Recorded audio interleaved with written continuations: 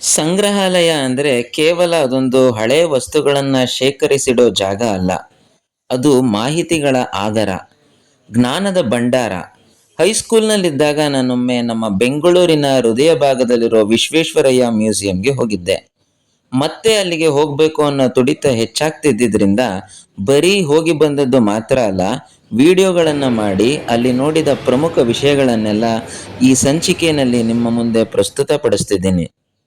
ಮ್ಯೂಸಿಯಂನ ಮುಂಭಾಗದಲ್ಲಿ ವಿದ್ಯುತ್ ಉತ್ಪಾದಿಸಬಲ್ಲ ಈ ಬೃಹತ್ ಗಾತ್ರದ ಟರ್ಬೈನ್ ಅನ್ನು ನೋಡಿ ಮೆಕ್ಯಾನಿಕಲ್ ಇಂಜಿನಿಯರ್ ಆದ ನನಗೆ ಖುಷಿ, ಕುತೂಹಲಗಳು ಹೆಚ್ಚಾಯಿತು. ಒಳಗೆ ಕಾಲಿಟ್ಟೊಡನೆ ನಾನು ಎದುರುಗೊಂಡಿದ್ದು ಯಾಂತ್ರಿಕ ವಸ್ತುಗಳನ್ನ. ಹಲವಾರು ವಿಧದ ಗೇರ್ಗಳು ಹೇಗೆ ಕಾರ್ಯನಿರ್ವಹಿಸ್ತವೆ ಅಂತ ನೋಡಬಹುದು.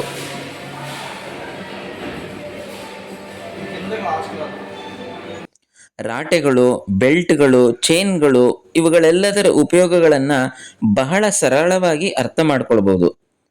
ಚಲನೆಗಳನ್ನು ಯಾವ ರೀತಿ ಪರಿವರ್ತಿಸಬಹುದು ಅನ್ನೋದರ ಬಗ್ಗೆ ವಿವರಣೆಗಳು ಇಲ್ಲಿವೆ.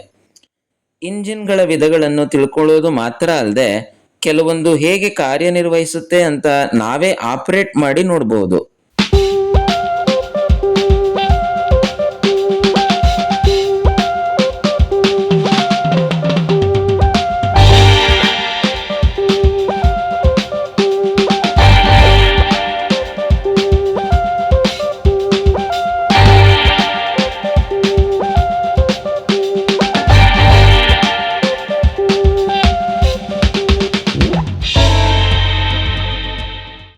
ಇಲ್ಲಿ ನೋಡಿ, ಇದು ವಾಹನಗಳಲ್ಲಿ ಸ್ಪೀಡ್ ರೆಗ್ಯುಲೇಟ್ ಮಾಡುವಂತಹ ಗವರ್ನರ್. ಇದು ಪಂಪ್ಗಳ ಕಾರ್ಯವೈಖರಿ. ಇದರ ನಡುವೆ ವಿಜ್ಞಾನಕ್ಕೆ ಸಂಬಂಧಿಸಿದ ಅನೇಕ ಪ್ರದರ್ಶನಗಳು ಇಲ್ಲಿ ನಡೀತಿರ್ತವೆ. ನಾನು ಸೈನ್ಸ್ ಆನ್ ಎ ಸ್ಪಿಯರ್ ಅನ್ನೋ ಶೋಗೆ ಟಿಕೆಟ್ ತಗೊಂಡು ಕುಳಿತೆ. ಒಂದು ಗೋಳಾಕಾರದ ಪರದೆ ಮೇಲೆ 4 ದಿಕ್ಕುಗಳಿಂದನೂ ಪ್ರೊಜೆಕ್ಟರ್ ಹಾಕಿ ನಮ್ಮ ಸೌರಮಂಡಲದ ಗ್ರಹಗಳ ಬಗ್ಗೆ ಅಲ್ಲಿನವರೊಬ್ಬರು ತುಂಬಾ ಚೆನ್ನಾಗಿ ವಿಶ್ಲೇಷಣೆ ನೀಡ್ತಿದ್ರು. Photosphere has about 5000 to 5500. Then all the energy, heat energy gets radiated towards all the planets including Earth. ಮೊದಲನೇ ಫ್ಲೋರ್ನಲ್ಲಿ ಎಲೆಕ್ಟ್ರಿಸಿಟಿಗೆ ಸಂಬಂಧಿಸಿದ್ದನ್ನೆಲ್ಲ ನಾವು ತುಂಬ ಚೆನ್ನಾಗಿ ಎಕ್ಸ್ಪ್ಲೋರ್ ಮಾಡ್ಬೋದು. ಕರೆಂಟ್, ವೋಲ್ಟೇಜ್, ಬ್ಯಾಟರಿಗಳ ಮಾಹಿತಿ ನೋಡಿ ಮುನ್ನಡೆದಾಗ ಹೈಸ್ಕೂಲ್ನಲ್ಲಿ ಓದಿದ ಕೆಲವು ನಿಯಮಗಳು ನೆನಪಿಗೆ ಬಂತು. ಜಲಶಕ್ತಿ, ಉಷ್ಣವಿದ್ಯುತ್ ಸ್ಥಾವರ, ಪವನ ಶಕ್ತಿಗಳೆಲ್ಲ ಹೇಗೆ ಉತ್ಪಾದನೆ ಆಗುತ್ತೆ ಅನ್ನೋದನ್ನು ಎಷ್ಟು ಚೆನ್ನಾಗಿ ಮಾಡೆಲ್ಗಳನ್ನು ಮಾಡಿದ್ದಾರೆ ನೋಡಿ. ಎಲೆಕ್ಟ್ರಿಕ್ ಸೇಫ್ಟಿ ಡಿವೈಸ್ಗಳು, ಮೋಟರ್ಗಳು, ಜನರೇಟರ್ಗಳು ಹೇಗೆ ವರ್ಕ್ ಆಗುತ್ತೆ ಅನ್ನೋದನ್ನು ಕೂಡ ಇಲ್ಲಿ ಎಕ್ಸ್ಪೀರಿಯನ್ಸ್ ಮಾಡ್ಬೋದು.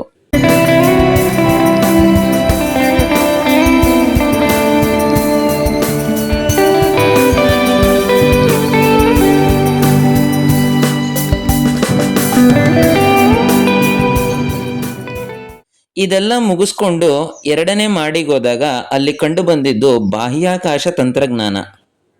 ಸ್ಯಾಟಲೈಟ್ನಲ್ಲಿರೋ ಉಪಕರಣಗಳು, ಅವು ಸಿಗ್ನಲ್ ಕಳಿಸೋ ರೀತಿ, ಆಂಟನಾಗಳು ಆ ತರಂಗಗಳನ್ನು ಸ್ವೀಕರಿಸಿ ಹೇಗೆ ಸಂವಹನ ಸಾಧ್ಯ ಆಗತ್ತೆ ಅನ್ನೋದರ ಕುರಿತು ಇಲ್ಲಿ ವೀಕ್ಷಿಸಬಹುದು.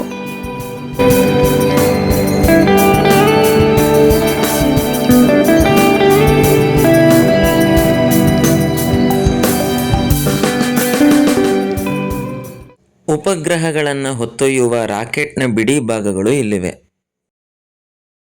ಅಂತರಿಕ್ಷ ಯಾನಿಗಳ ಉಡುಗೆ ತೊಡುಗೆ ಮತ್ತು ಅವರ ಆಹಾರಗಳ ಬಗ್ಗೆ ತಿಳ್ಕೊಂಡು ನಾನು ಮುಂದಕ್ಕೆ ಹೆಜ್ಜೆ ಹಾಕಿದೆ.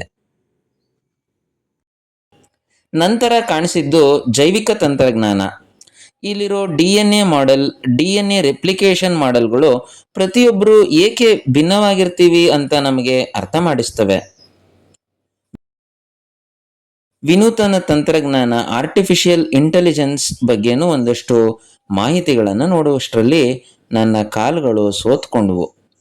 ಇನ್ನೂ ತುಂಬ ವಿಷಯಗಳು ಇಲ್ಲಿ ಅಡಗಿವೆ. ಆಳವಾಗಿ ಇವುಗಳನ್ನೆಲ್ಲ ಅಧ್ಯಯನ ಮಾಡಬೇಕು ಅಂದರೆ ಒಂದು ದಿನ ಏನಕ್ಕೂ ಸಾಕಾಗಲ್ಲ.